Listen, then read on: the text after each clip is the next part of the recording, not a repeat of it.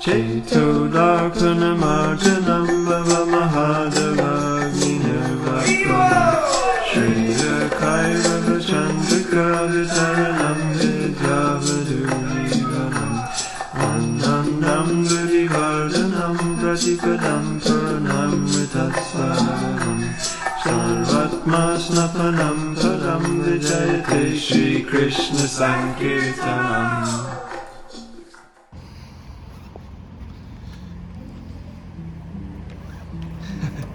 Sorry, just pointing the camera in your face. What's that? I'm just pointing the camera in your face. Oh. It's cool, I'm filming. Wasn't sure if you were taking a photo or not. Yeah, mostly book distribution is based, I think, on your consciousness. Devotees talk about whether we should be doing straight books, whether we should be doing the boards. But actually it's really based on your consciousness and having a desire to go out and somehow or another trying to distribute Prabhupada's books. I remember one girl that used to come to our Leeds Namahat called Jessica, and she was just a local Leeds lass and she'd never done any books before, but she was really into Krishna consciousness, so she came out with us on book distribution in Leeds just on her lunch hour. They were the days when you still got an hour for lunch. It's half an hour now. And on her lunch hour, she just went out and she distributed 22 of Prabhupada's books. And she was literally just going up to people and just saying, Prabhupada's amazing. You know, he traveled to America, he was 70, had 2 heart attacks, and he was just out to save the world because he was spiritual master. And just on that pure enthusiasm, she distributed 22 books in 1 hour, just based upon her consciousness. Oh. Hello, young man with the Monster Energy drink. Hare Krishna. Hello there, good morning. Just before you dash. Hare Krishna, Krishna Krishna, Hare Hare, Hare Ram, Nam Nam, Hare Hare. And I like to think that book distribution it's a way of life. It's not an activity, just like chanting Hare Krishna. You know, it's not an activity, it's a way of life. There are 10 offenses against the holy name. And, you know, we chant for 2 hours a day, which means that those other offenses we commit in the other 22 hours of the day. So if we want to chant offenselessly, that means we need to be Krishna conscious throughout the other 22 hours of the day. So book distribution's like that. If we go out and book distribution, maybe we're out for 5, 6, 7, 8 hours, whatever it is, even if it's 1 hour. But if you go out on 1 hour book distribution, that means it's the other 23 hours of the day that you've got to be Krishna conscious and you've got to be in the mood of book distribution. It's not just that right now I'm going out, now I've got to be Krishna conscious. All the hours of the day affect your Krishna consciousness. And so therefore, book distribution, it's a mood, it's a way of life. And the basic mood of book distribution is that we want to share Krishna. Whether that means getting someone to chant the holy name, whether it means bringing someone to the temple, whether it means speaking to a family member, a colleague, a friend, whatever it is, it means that we're just in the mood of wanting to share Krishna. And that is the mood of Sankirtan. Your stick matches your coat. Very floral. It's like spring, like springs in the air, isn't it? Well, listen, I will be brief because I know you are dashing slightly. No worries. Hello there. Good morning. Just before you dash there. Hare Krishna, Hare Krishna. Hello, young man with a smiling face and the blue fleece. Hi there. Hare Krishna, Hare Krishna. Hello, young lady with a smiling face and the stylish knee-length boots. Hello, young lady with a smiling face. I was going to say in the kilt, but it's too long for a kilt, isn't it? It's a tartan skirt. Hello there. Good morning. I like the way your lipstick matches your top. I'm actually a monk from the Westgate Road here in Newcastle. Have you ever met a monk before? When I first became a devotee, I used to go out with my Sankirtan leader at the time, Godruma Bihari Prabhu, and we would be in the car together and he would stop the car and he would say, ask that person the way to Gauranga Street. And I'd say, what? And he said, just ask that person where is Gauranga Street. So he'd stop the car and then I'd say, excuse me, can you tell me the way to Gauranga Street? And the person would be saying, Gauranga Street? I don't know a Gauranga Street. And then Godruma would chip in and he'd say, I think it's next to Nityananda Avenue. So I'd say it's near Nityananda Avenue. And then he'd be saying, Nityananda Avenue? Nityananda? I don't know Nityananda Avenue. And then you'd say, okay, thanks anyway, no problem. And it was just a fun way of getting that person to chant the names of Lord Chaitanya and Lord Nityananda. And he just made it exciting and it was fun. But it was just, that was the mood, somehow or another, trying to connect people to Krishna. And that's what Sankirtan is, because not everyone's going to take a book. But if they won't take a book, no worries. Can you give a donation to help with our work? If you can't give a donation, no problem. Can you say Gauranga? And if they can't say Gauranga, at least they've heard you say Gauranga. And if not, no worries. It was lovely to meet you. Have a great day, because it means at some point they will meet us again. Hello, young man with the smiling face and the shiniest shoes in town. I'll be brief, I know you're dashing. Hare Krishna, Hare Krishna. Hello there, you two with the smiling faces and the cravat. I'm lovely. I'm basking in the sunshine. Thank you for bringing it. Yeah. Well, no, I'm going to be brief because I can sense your urgency there, fellas. No problem. Hello, young lady with the smiling face and the vaporizer. Here he is. Hello there. Welcome to Halfway Up the Hill, just before you dash there. Hare Krishna. Hello, young lady with the smiling face and the striking coat and lipstick, colour coordinated. I will be brief, I know you're dashing there. I had one amazing experience, right? In the Bhagavad Gita, it says that, you know, from 1% of devotional service comes 2%. So before I joined the temple, I went on a trip to Germany and I was just handing out Gauranga badges to everyone and putting up Gauranga stickers. I was a real Gauranga fanatic. So I met one man, a random man on the train, going from Hamburg to Berlin. And he was a man from Iraq, and I gave him a Gauranga badge. Call out Gauranga, be happy. And then about 3 years later, by this point I'd moved into the temple, I was living as a brahmachari, and I was out in Glasgow on Buchanan Street distributing books. And a man approached me, and I went up to him and he said, "Hey, I know you. You gave me a Gauranga badge on a train in Germany 3 years ago." And I said, "Wow, isn't that amazing?" Anyway, in the end, he ended up giving a donation and taking a book. And that gave me faith that actually, yes, from 1% of devotional service comes 2%. He'd been engaged, he'd chanted the holy name, and then 3 years later, he got a chance to buy a book. I mean, what are the chances of that? A man from Iraq on a train in Germany, my first time, you know, visiting Germany, and then I meet him in Glasgow 3 years later and he buys a book. Amazing. Well, it was nice, wasn't it? Yeah. Out on Sankirtan there.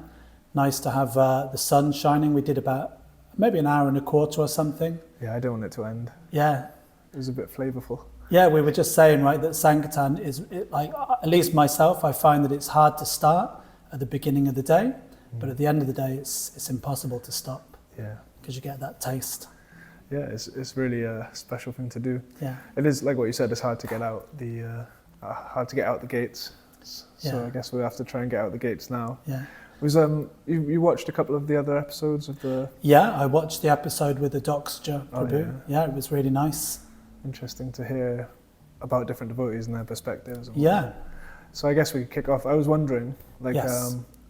Just what I guess what's your entry into Krishna consciousness, into doing Sankirtan? Yeah. Because you told me before you've been doing Sankirtan for 25 years. Yeah.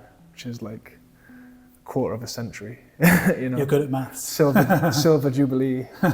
Is this your Silver Jubilee year? This is my Silver Jubilee year. Wow, that's pretty impressive. Yeah, so I went to Liverpool University to study ancient history and archaeology.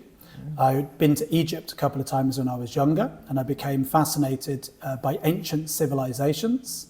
And I was aware that many of these ancient civilizations around the world were more advanced than ourselves in many ways, like their architecture or their knowledge of the stars, but particularly that they seem to be in touch with a deeper aspect of life. And so therefore I was looking for this lost wisdom, this lost civilization, and this deeper meaning to life. So I was also interested in philosophy, meditation. I was looking for something. And I was reading books along those lines. But one of my friends in his room had a book by Srila Prabhupada. This was in the halls of residence at Liverpool University.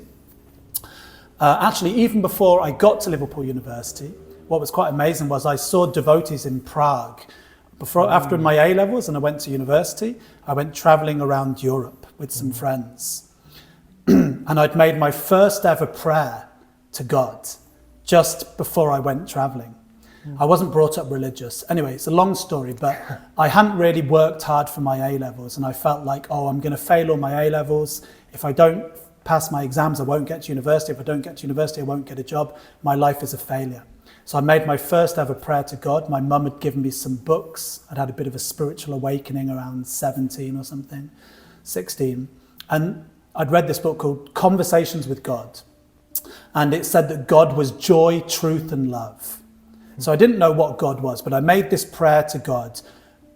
Joy, truth, and love, whoever you are, whatever's out there, please help me to pass these exams so that I can go to university. It was an extremely motivated prayer.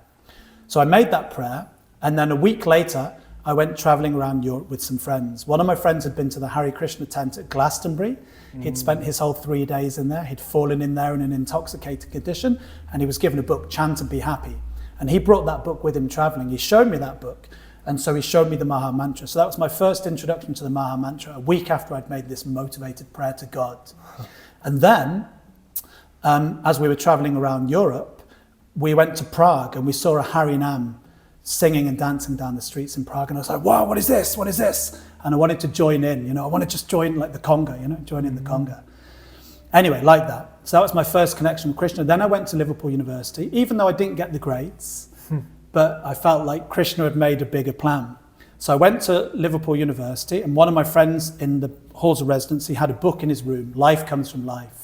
And so because I was looking for something, that's why I was studying ancient history and archaeology, I saw this book in my friend's room and I said, what is this? He said, oh, it was here when I moved in, you can have a read.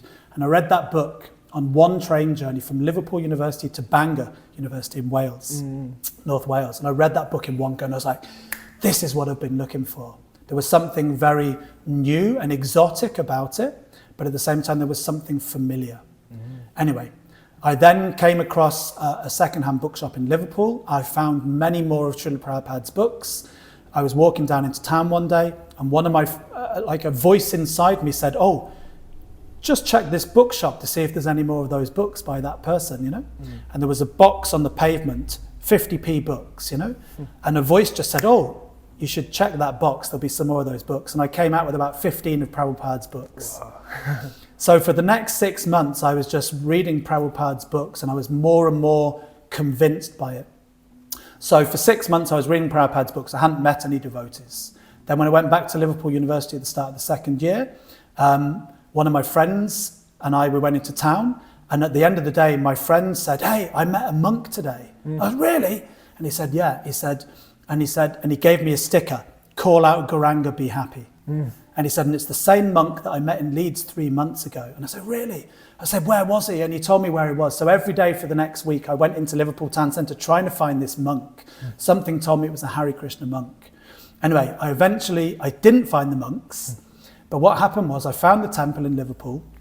And my friend went out on a Friday night and again met this monk. And he said, oh, my friend's interested in this. He said, oh, well, give him this leaflet. So it was an invitation to the Sunday feast in Liverpool. That devotee is Ramananda Prabhu. I'm good friends with him now. So I went to the temple that Sunday. I was like, right, I'm going. So I'd been reading Prabhupada's books for 6 months. I was already convinced. Actually, I was already a vegetarian. I'd already given up eating meat. I'd stopped drinking and smoking. And I'd already started offering my food to Krishna before I met the devotees. Because Prabhupada, I was just convinced. So then when I went to the temple that day, Ramananda opened the door. He was the devotee that had given a flyer to my friend. So the first time I went there, I was like, I loved the chanting, I loved the philosophy, I loved the food, I loved the monks, I loved everything. And then at the end, they were just like, would anyone like to mop the floor? And I was like, yeah, me, I want to mop the floor, And I was just like, really, I was just like ripe, because I'd been reading Prabhupada's books. So then they gave me a set of beads. They said, oh, someone was supposed to buy these beads today, but they haven't come. Would you like to buy them? And I was like, yeah, I'll have them. Anyway, so like that. Basically, so I read Prabhupada's books for 6 months. Then I was visiting the temple for 6 months. They invited me to visit Karuna Bhavan in Scotland. I'd been going to the Namahat for about a month. And the first time I went there, I was like, this is what I want to do with my life. This is what I want to do. And so anyway, a long story short, I think it's a long story long. But basically, I was reading Prabhupada's books for 6 months. Then I was associating with the devotees for 6 months. And as soon as I went to the temple, I was like, this is what I want to do. And so 6 months of then associating, then I joined the temple. Wow, it's an amazing story. what you said about finding this box of books in a charity shop, it reminds me of what Dr. Prabhu said about how the book that we're distributing doesn't necessarily go to the person that we're distributing to. Exactly. So like Krishna arranged a little set of Prabhupada's books to be put there. Yeah. And what was amazing was, then what happened was, I used to go to this second-hand bookshop regularly, and the man would save Prabhupada's books for me. Nice. Every time he got some more, and he'd say, oh, I've got some more of those Hare Krishna books for you. So I had duplicates, triplicates of all of Prabhupada's books. So even before I met the devotees, I was doing book distribution. Wow, yeah. I used to give all the books to all my friends and say, oh, you've got to read this book, it's amazing.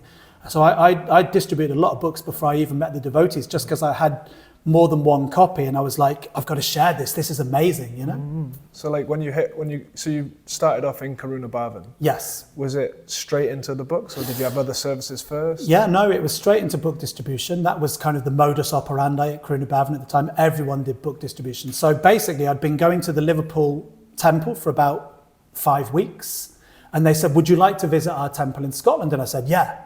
And they said, we're going to go up on Saturday, and we're going to come back on the weekend. And this was just before the Prabhupada book marathon. So it must have been towards the end of November. So I'd probably been going to the Liverpool temple for 2 months. Anyway, they said, okay, would you like to come out with us on book distribution before we drive up to Scotland? I said, yeah. And then the devotees said, well, you should chant 16 rounds. And I was like, I've never chanted any rounds. I just had my beads, right? And they were just hanging up in my room. It's like, they're my beads, the sacred beads. But I've never done anything with them. It's just, I've got my beads. They said, you've got to chant 16 rounds. I was like, oh my God, all right. But they told me, so I chanted 16 rounds. Then I went to the temple, I took Prashadam, and I went out and I did about 4 hours of Sankirtan in Liverpool before I went up to Scotland. And I remember I did 35 books and about £55. That's pretty good. That was my first ever day on book distribution. But then what happened was, as we went to the temple in Scotland, they were preparing for the book marathon. So then, instead of staying a weekend there, I spent a week there. And at that time, my mum rang up my house in Liverpool and said, can I speak to Dan? And they were like, we don't know where he is. He went up to the Hare Krishna temple for a weekend, and that was over a week ago. We've not seen or heard anything. So they were thinking I'd been kidnapped and brainwashed. Yeah. Then on the way back, when we finally did come, we had a festival to get the blessings of the deities to be able to have a good marathon. So on the way back, I then did book distribution in Hull. And then during that marathon, I did quite a few days out on book distribution when I, in between lectures and things. So it was straight into book distribution. Amazing.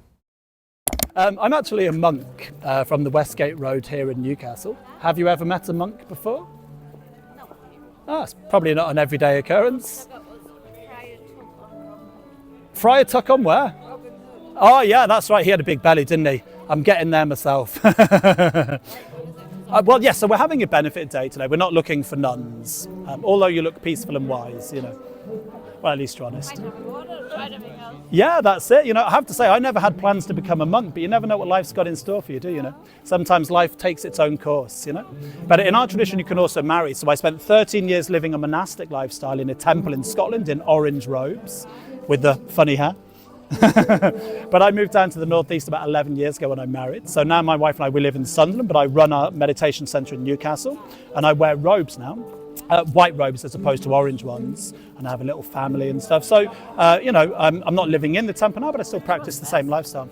I loved both, actually. I loved the kind of the adventure and the freedom of being like, a monk and just like spreading the wisdom and just traveling all the time. But I love being a family man. I love my wife and my children.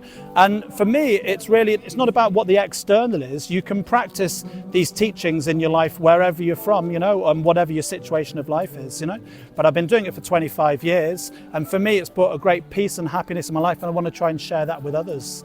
So, I guess I should have to say now, if my wife and children are listening, I prefer now. Happy life. Happy wife. But today we're having a benefit day. We do a lot of nice work to help people in the local area, and we've just been doing a bit of fundraising. We're trying to raise £10,000 this week to help with our work locally. Today we're asking all the nice folk to turn like a once-off contribution just to help with our fundraising. And everyone's been doing the best. We've had a lot of 5s and 10s, and we're just asking everyone to throw in a contribution. Can you throw in something to help? I was just going to throw something in his goals from the gentleman over there. Uh-huh. I'm really an animal lover and I Oh. do a lot of animal charity. Well, I'm glad you say that, because we're strict vegetarians. Yeah. because so for us, like it says that an enlightened person sees the soul within everything. So therefore they offer respects to every living entity, not only humans, but animals, trees, plants and insects. So we, exactly. So we try and, you know, show compassion and try and, show compassion particularly to animals. So I'm glad we need more people like you. Thank you. What's your first name? Sylvia. Sylvia. And I haven't got any lipstick on. Oh, it's not. Well, it definitely looks like it matches to me.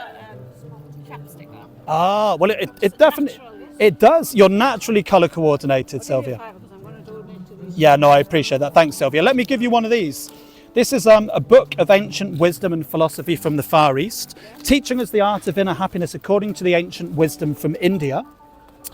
So this is called the Bhagavad Gita. It's one of the great classics. It was written 5,000 years ago, read by many great thinkers throughout history, people like Einstein, Mahatma Gandhi, Martin Luther King. I'll just show it you quickly. You can take this with you. This particular edition is used in many universities all around the world because it's got all the original Sanskrit texts. But it has been translated into English. You might be rusty on your Sanskrit. But I'll just show you quickly. This one here, this one shows the cycle of birth and death. We start here, we end there, and then we do it all over again. We're just passing through. Life's like a journey, isn't it? Where are you on there, do you think, Sylvia? Near the end. Yeah, I'm heading over there now as well. I'm losing all my hair. But I tell you what, I would say maybe 50 something. Really? Well, I have to say, sometimes I might say something like this to be flattering, but you definitely, you look great. You look great. What's your secret? You're not sure, eh? No. Just natural. Yeah. I just had my 45th birthday. But you know what, Sylvia? We were all there a few moments ago. It goes quickly, doesn't it? And what this is really showing is that the body's changing all the time, but we don't change because we're not the body, we're the soul. Yeah. So this one shows, as I say, how an enlightened person offers respects to every living entity because they see consciousness within everything. And you've heard of karma, right? Yeah. What does it mean to you? Reap what you sow, basically. Exactly, yeah. What comes around goes around, right? So this one shows that according to our consciousness in this body, we get a particular body in the next life. So someone that likes to sleep a lot could get the body of a bear, which can sleep for 6 months in hibernation. Someone that will eat anything indiscriminately could get the body of a hog, which, you know, will just eat anything. And what do you do for a living? Nothing now. You're retired now, eh? To be a wagon driver. You're a wagon driver. Wow, that's amazing. This guy here used to be a wagon driver. All right. No, I'm just joking. He's overdone it a little bit. And now listen, you take one of those. Yeah. That's a gift for you. Is it? Yeah, you take that with you. You're obviously a thoughtful person, and there's always something more to learn, isn't there? Well prepared as well. Oh, well, there you go. Oh, you've got a bag. Fantastic. There you go. I was in the Cub Scouts. They say, be prepared. So there you go. Yeah, actually, there's a nice expression. They say, what is it? Failing to plan means planning to fail, you know? So you've got to be prepared. Yeah. And that's a little meditation card. It's got our online links on it. And our Facebook page and YouTube. So we've got a centre here in Newcastle. Every Sunday 3 to 6 we do some musical mantra meditation, some philosophy, tasty vegetarian food. Everyone's welcome. Lots of nice people coming along. It's free to come. You're very welcome. And that's a meditation. You can chant that for peace of mind. Keep it in your purse for good karma and look us up. Great to meet you, Sylvia. And you. Have a great day. And one last thing, can you give a big smile and say Gauranga? That means be happy. See you later. Thank you. Bye-bye. Okay, so you got straight into book distribution. What was the, like how long were you doing that service? Like, well, so to start with, actually what happened was, my mind didn't want to do book distribution. I wasn't into it at all. I remember one day the temple president, because I was just going up as a student, I hadn't joined the temple, so he said, right, it was a Sunday, and usually a Sunday everyone would stay back at the temple to do service, and they said, right, today everyone's going out on book distribution. And I was like, I don't want to go on book distribution, you know? Yeah. And he said to me, back to Danny, funny enough, I was always Dan, but the devotees called me back to Danny. So he said, back to Danny, what do you want to do? Do you want to stay back and clean the ashrams? Or do you want to go out on book distribution? And I said, I want to stay back and clean the ashrams. But then when I joined the temple, you didn't really have, you know, a choice in that sense. There's everyone out on book distribution. But I found that, and I gave you this analogy before, that for me, it was a bit like when I used to go to the beach with my family when I was younger. My sisters and mum, they would go and dip their toe in the sea and, oh, it's a bit cold. Oh, it's a bit cold. But I used to run from the top of the beach and just throw myself into the sea. And it was freezing cold for a few moments, then it's like, oh, actually, this is all right. So that was my approach to book distribution, just throw myself into it. And it's like, oh, it's a bit cold, or I'm not sure about this. But then after a little while, you'd just be into it. So I did Sankirtan for 13 years as a brahmachari. My full-time service was book distribution. Everyone did book distribution. But we also did Namahat preaching. I was on traveling Sankirtan. So we do book distribution during the day, and then we do Namahat preaching in the evening. And I did that in the temple for 13 years at Karunabhavan. And then I moved to Newcastle about 11 years ago when I got married. I'm married now. And now I maintain myself through book distribution. So I'm self-employed. My company is Gauranga Books. But it's basically just me going out on book distribution. So as a Grihasta, I've been doing it for 11 years. I buy my books from the temple, but I go out to all the different towns and cities in the northeast, and I maintain myself through distributing Prabhupada's books. It's amazing. It's quite a book distribution-centric life story. Yeah. The path, you know? Yeah. Which is pretty inspiring from my angle, you know? Well, I think one thing is that I became a devotee by reading Prabhupada's books. So I was just reading Prabhupada's books for 6 months before I even met the devotees, and just reading Prabhupada's books made me a devotee. So Tribhuvannath Prabhu, he used to say, like, I may not be a very good devotee, but if I go out and give someone else one of Prabhupada's books, or if I give someone Krishna, then they can become a good devotee. So for me, I always felt like that. That was the way we were trained. Everyone goes out on books because that's what Prabhupada wanted us to do. But also that, for me, I felt like, well, I became a devotee from reading Prabhupada's books. I'm no one special, I'm just an ordinary person. So if I go out and give a book to someone, they can also become a devotee, and it can change their life for the better like it changed mine. Nice. I think you highlighted an important point there, is that correlation between distributing books and reading books. Yeah. How has that played out for you, and how is it still playing out for you? Yeah, well, one thing is an interesting little story in that regard. There was Prabhupada, when he used to go on his morning walks. One time, I think there was somewhere in India, it may have been Bombay. He used to have these morning walks every day on the beach. And there was one really fired up local boy, and the devotee was saying, oh, Prabhupada, he's really enthusiastic, he wants to join. Can he join? And Prabhupada said, has he read my books? And tell him he needs to read my books first, get a full understanding of the philosophy.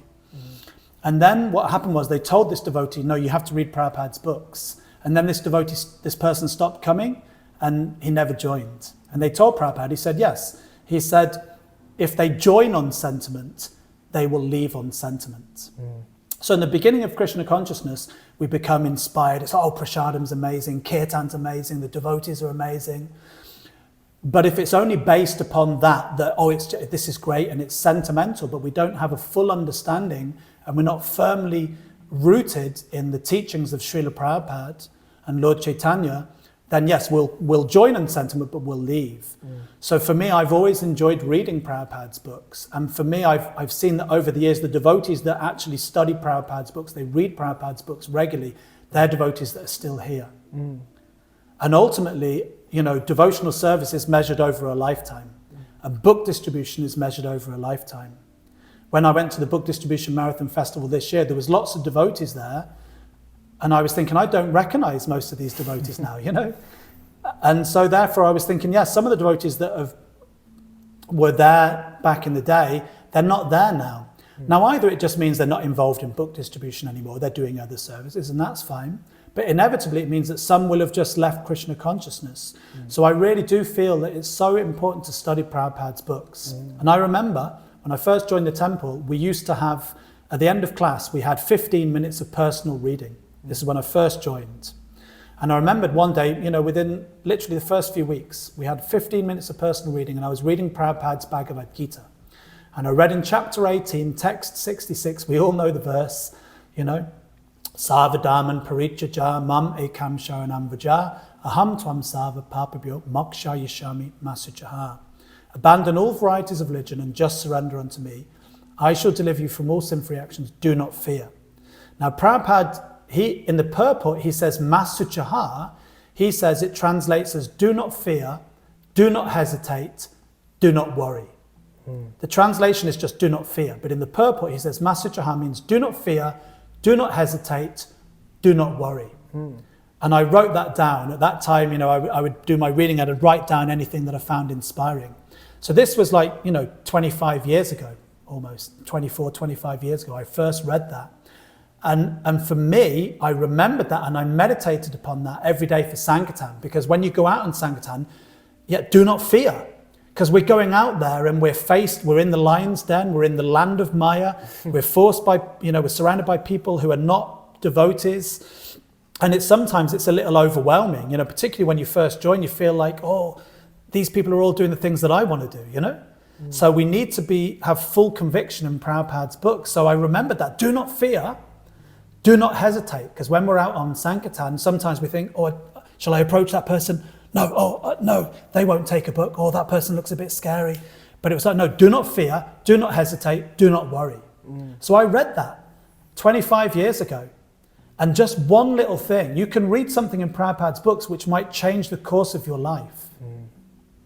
I also read another thing in regard to this. When I was associating with the devotees, but I was still a devotee, I felt like I want to join the temple. I want to give my life to Krishna. I want to give my life to Prabhupada. But at the same time, I still wanted to enjoy the material world. I didn't think I could give everything up and become a monk. You know, because in those days, becoming a Hare Krishna, joining ISKCON meant moving into the temple and just surrendering everything, you know. But I read in the teachings of Queen Kunti, and I've still got my notes that I wrote down 25 years ago. And Prabhupada said this, and this is slightly paraphrased, but he said, if one wants to enjoy material life, if one wants to become a devotee, but at the same time still wants to enjoy material life, Krishna as Lord Hari, because Hari means one who takes away. So he said, Krishna as Lord Hari will take away one's material life so that the one is forced to become a devotee. And I read that and I was so inspired because I felt like I want to become a devotee, but I can't take that step. And I thought, it's okay. Krishna's Lord Hari, he's going to take away my material life, so I'm forced to become a devotee. And, you know, without going into everything, that's basically what he did. He took away everything and then I joined, you know. So in answer to your question, yes, it's so important to study Prabhupada's books. We can read something which can inspire us for the day. We can read something which will inspire us for a lifetime. Because we need inspiration to practice Krishna consciousness, and we need inspiration to go out and distribute Prabhupada's books. Can you throw in something to help out, guys? How would you go about I can doing take it? cash or contactless, whatever you prefer. I haven't got cash. I don't never walk around with cash, particularly if I'm out. Sure, yeah. But yes, I can take contactless if that helps. Yeah, that's great. And what's your first name? Francis. Francis, great. Do you want to put down £5? Yeah, no problem. Do it on me walk. Yeah. Do you run as well? No. And how long have you been running for, Francis? Longer than I haven't been running. That's great. I've been running for about 40 years now. Will you be doing the Great North Run this year? I tried to get in, but they wouldn't let me. Oh, okay. I failed.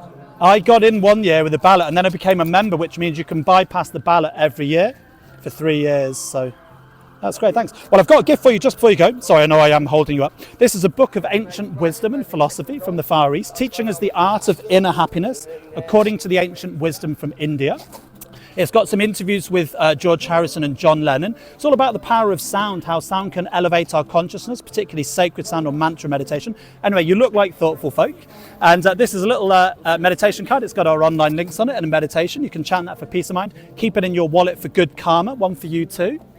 And one last thing before you go. Can you both give a big smile and say Gauranga? Gauranga. That means be happy. Have a lovely day. Great to meet you. Good luck with the running. Yeah, thanks very much. Cheers, fella. Oh yeah, let's do a fist bump. Great, thank you. See you later. Bye-bye.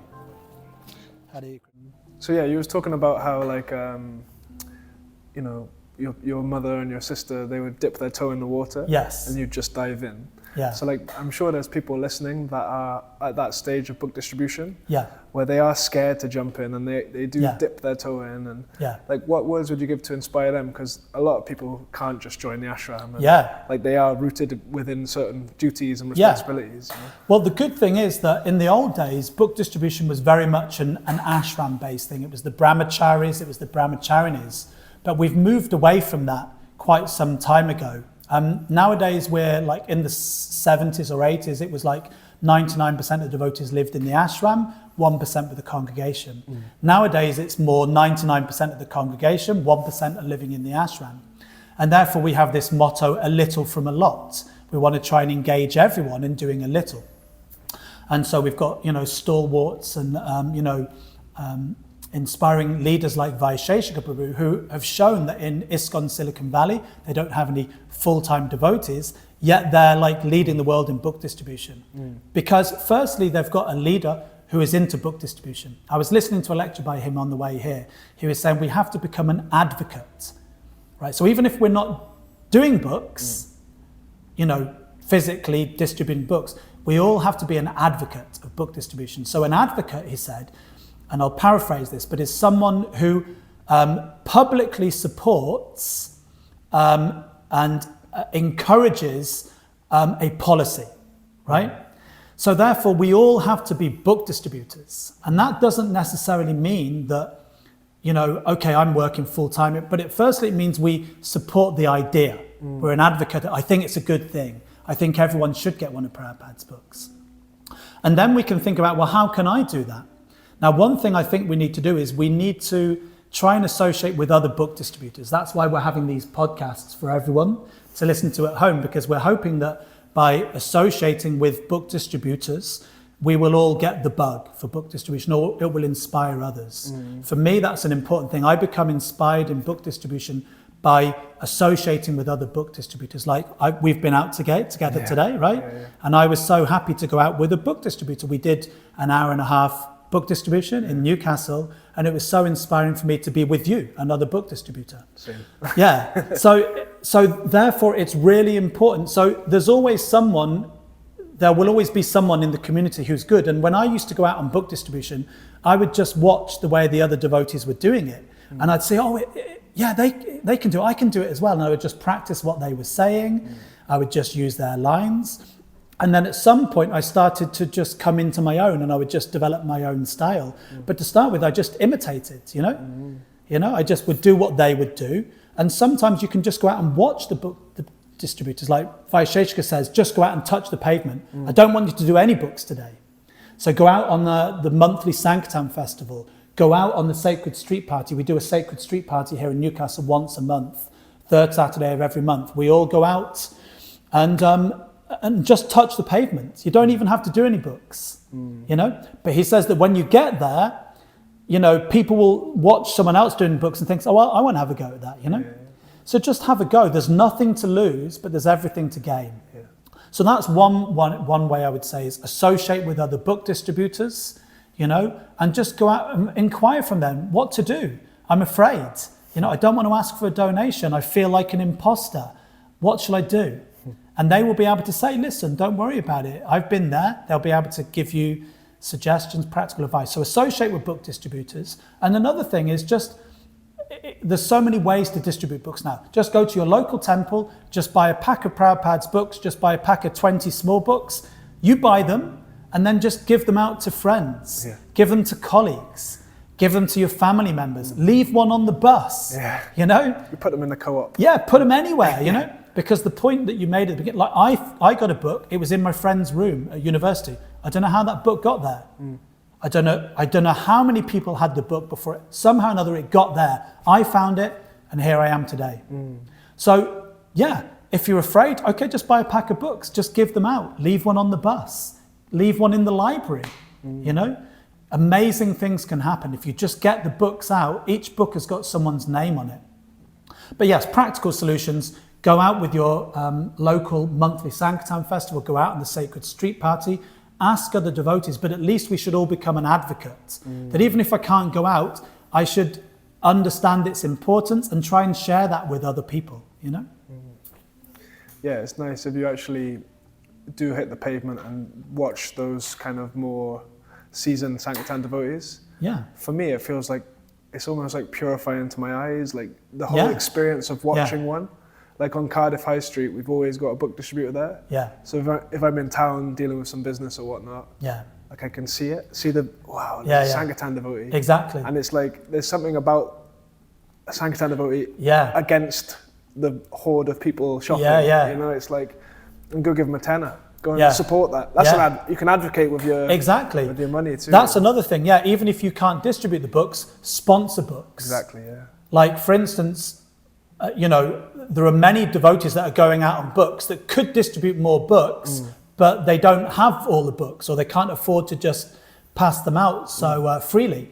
So yeah, sponsor books, I will say on camera, I can distribute many books here in Newcastle. I could be distributing more. If you have books sponsored, send them up to me and I will distribute them for you. So yeah, there's so many practical ways. And that's the thing, if you've been a book distributor full time, you know that someone giving you a £10 note, it takes a burden off your mind. Yeah. And with that burden off your mind, you're more free to actually it's interesting because we are fruitive people at the end of the day, and it's like, there's a bit of pressure off me. So it's helpful, Yeah, it's true. And just coming to that point about when you see the Sankirtan devotees, I remember we used to go and do Sankirtan at the rock festivals. I still do, go to the music festivals in the summer. And I always used to find those really scary. They were always really good, and I could always do loads of books, collect loads of Lakshmi, engage so many people, but it was really scary. Yeah. So I would get to the Sankirtan festival, I'd get to the music festival, and usually in Scotland there was a travelling Sankirtan party of a Dr. Krishna Prabhu. We listened to his podcast 2 ago. I think the last one was Madhava Kumar, and the one before that was a Dr. So I used to get to the music festival, and a Dr. Prabhu would be there already with Prabhupada Charan. And they'd already been there for like 2 hours distributing books. And I would get there, and the first thing I would do is I'd just try and go and associate with Prabhupada Chan and the Doxaja, because it would immediately take away that fear, And I just felt like, it's going to be okay, They're here, and I just felt shelter in their association. Yeah, that fear is you can grow a lot with that fear. Yeah. You know what I mean? Like, there's not many situations in life where you're scared. Yeah. Like generally we're just at our office job or doing whatever we're doing in life. How do you actually get a chance to... Well, the first thing it's important to understand why that fear is there. Now, that fear is there because Maya's not going to make it easy for us, in the Ishopanishad it says we need to learn to understand the absolute truth and Maya side by side. So we understand that Krishna is a reality, but Maya is also a reality. And her service is to stop people going back to Krishna, or to test their sincerity. Okay, do you want Krishna, or do you want to win £1 million on the national lottery? Yeah. Do you want Krishna, or do you want to go out with Miss World? Do you want Krishna, or do you want a job promotion, or whatever it is? We've all got our own weaknesses. So therefore, it's bad enough that we're trying to get out of the material world. Maya's not going to make that easy. But what to speak of if you're going to take others back to Godhead by going out and trying to share Krishna consciousness? Do you think Maya's going to say, yeah, sure, that's great, here you go? No, it's her service to test the sincerity. So if she can stop a Sankirtan devotee, potentially you might have distributed 100 books that day. So if she can stop a Sankirtan devotee, that means she stopped 100 other people going back to Godhead, right? Yeah. Prabhupada would give the example that, like, if you're flying over enemy lines, machine guns will try and attack you, right? You're going to be shot down. However, if you're nowhere near the enemy lines, no one's going to attack you, right? Yeah. Don't worry about them. They're miles away. Yeah. They're miles away. That's my alarm. I'll have to switch it off in a second. Yeah, no worries. I'll just make this point first. If you're near the enemy lines, you're going to be shot down. So similarly, when we're out on the streets or whatever situation distributing books, we're going to feel fearful. Why? Because Maya is trying to slow us down so that we don't, spread this mission. It's true. So that's one reason that fear is there. Very nice. I will stop the alarm. Yeah, it's cool. Good morning. Just before you dash there, I'm actually a monk from the Westgate Road here in Newcastle. A monk. Have you ever met a monk before? Oh, I'm honoured to be your first monk. Yeah, we're not looking for nuns. No, I think I'm past that. Well, I don't know. You look peaceful and wise. Very wise. Well, that's good. We need more people like you. So today we're having a benefit day. We do a lot of nice work to help people in the local area, and we've just been doing a bit of fundraising. We're trying to raise £10,000 this week to help with our work locally. Today we're asking all the nice folk to throw in a once-off contribution just to help out with our fundraising. Well, listen, no worries. It was nice to meet you. One thing before you go, can you give a big smile and say Gauranga? That means be happy. Thank you. Hello, young man with the smiling face. Hey, you with the big smiling face. Welcome to Halfway Up the Hill. Hello there. I like those glasses. Nice to wear them in Newcastle. Hello there, you two with the smiling faces. And the... I know, I can sense your urgency. I'll give you the 8-second version, no problem. Hare Krishna, Hare Krishna. Hello there, good morning. Just before you dash. Hello there, you two with the smiling faces and the striking lipstick. Hello, are you sisters? Yes. I thought so. Who's the oldest? Oldest and wisest? Yes. Very nice. Well, listen, I'm just going to be brief because I can see you're in a bit of a hurry. I'm actually a monk from the Westgate Road in Newcastle. Have you ever met a monk before? Oh, I'm honoured to be your first monk. I guess it's not an everyday occurrence. Well, we're not looking for nuns. To be honest, she looks like a bit of a troublemaker, this one. Yeah, no, today... Just one. What, and how many siblings are there in the family? There's 4, 5. 5 of you. What, all girls? 5 sisters. 5 sisters. Must have been hard. Must have been hard. A bit of squabbling. Yes. Yeah. Oh, yes, definitely. I've got 2 older sisters, actually. Anyway, you're dashing. We're having a benefit day. We do a lot of nice work to help people, and we've just been doing a bit of fundraising today. We're trying to raise £10,000 this week to help with our work in the local area. Today, we're asking all the nice folk to throw in a once-off contribution just to help out with our fundraising. And everyone's been doing their best. We've had a lot of 5s and 10s, and yeah, we're just asking everyone to throw in a contribution. Can you throw in something to help? No. Not the cost of living. It's terrible. I understand it's an expensive time. Well, I appreciate it. Well, no worries. Do you have anything at all you could throw in as a goodwill gesture? No. I don't think I'm going to change anyway. Well, I can give you change. I can even take contactless. I can take cash, whatever you'd like. Thank you. And what's your first name? Jean. Yeah. Jean and Joyce. Are you all J's? Yeah. Really? Jean, Joyce, and Joan. Oh. Joyce and Joan. Oh, that's amazing. Both of my grandmas were called Joan, actually. Yeah. No, I haven't got a ticket change. I can give you change for a note if you need. What did you need change for? Take Yeah. £2 out of it. Yeah, no problem.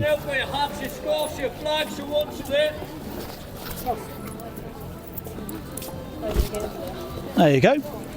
Thank you. And I've got a little gift for you as well. You look like thoughtful people. I know looks can be deceiving, but I'm sure you are, you know.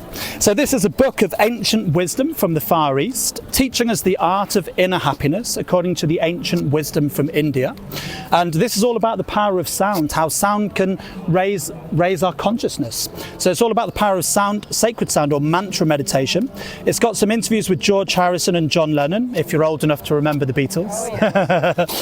But particularly George used to practice this as his way of life. So I'm going to give you one of those. There's always something more to learn. And I'm going to give you both one of these too. This is a little meditation card. It's got our online links on it, but it has a meditation or a mantra. So you can chant that for peace of mind, to raise the consciousness. And I always say keep it in your purse for good karma. So that's one for you, one for your sister too. And you're very welcome. And one last thing, can you both give a big smile and say Gauranga? Gauranga. That means be happy. Yeah, you've got to say it like you mean it. Can you say it again?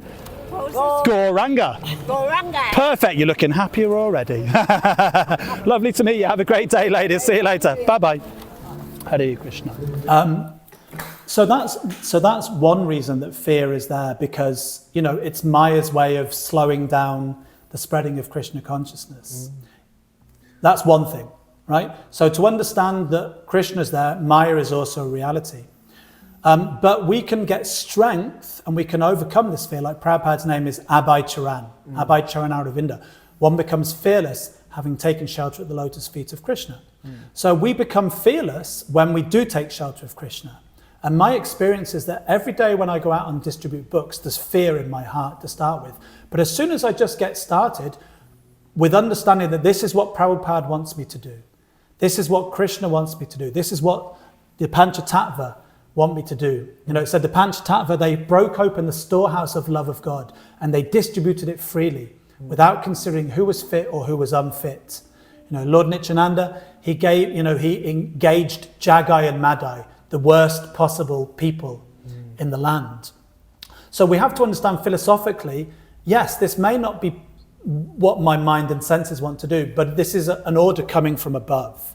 This is what Prabhupada wants me to do. This is what Lord Chaitanya wants me to do. So therefore, if I just do my duty, because it's what's wanted, That is the first stage of love. Obedience is the first stage of love. We may not have love for Krishna, but we understand. Prabhupada says in the Bhagavad Gita that we have to carry out the injunction as if in military discipline.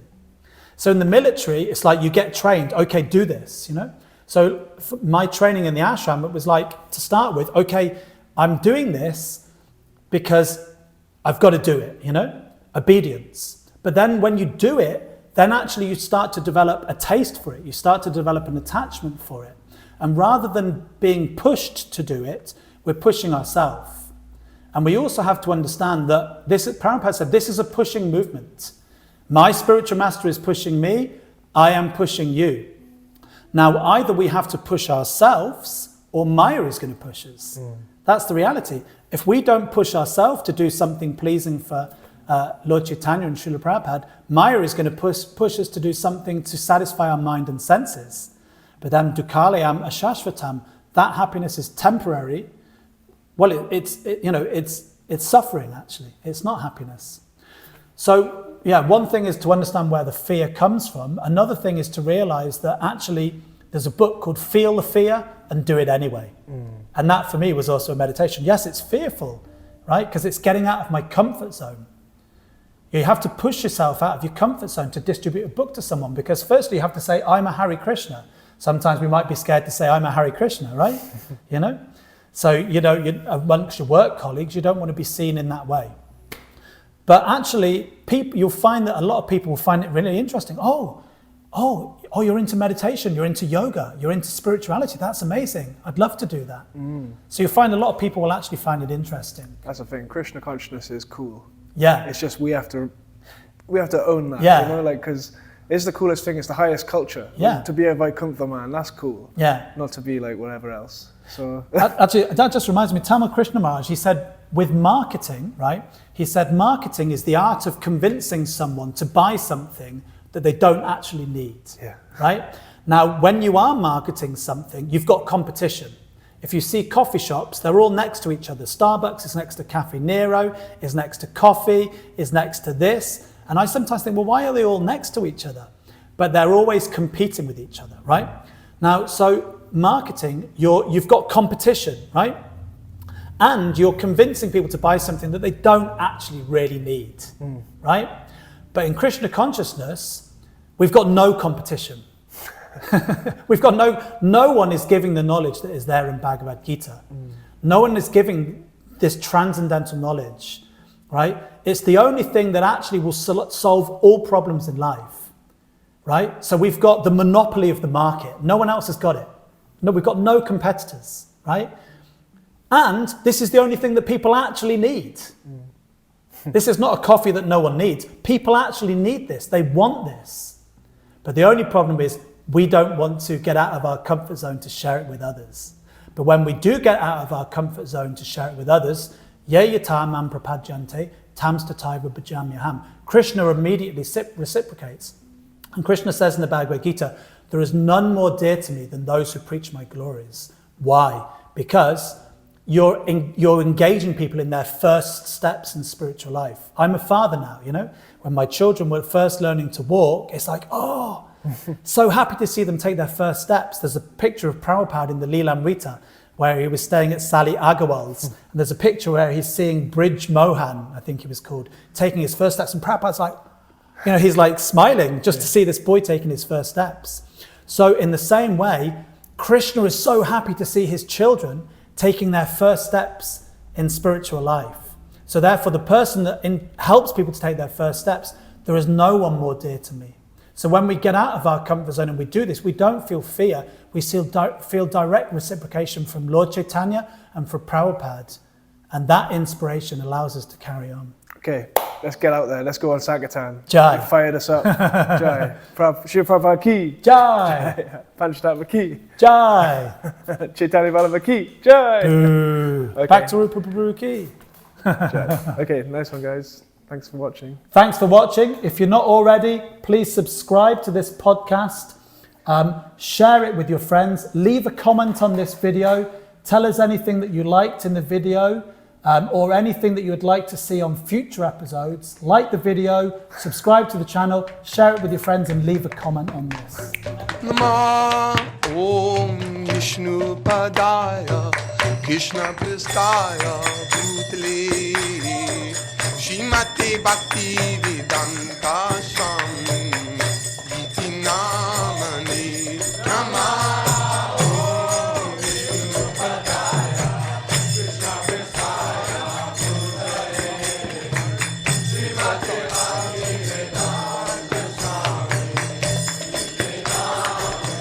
Namaste Saraswati Devam Gauravani Pracharini Nirvishesha Sunyavari Pachatyaja Satarini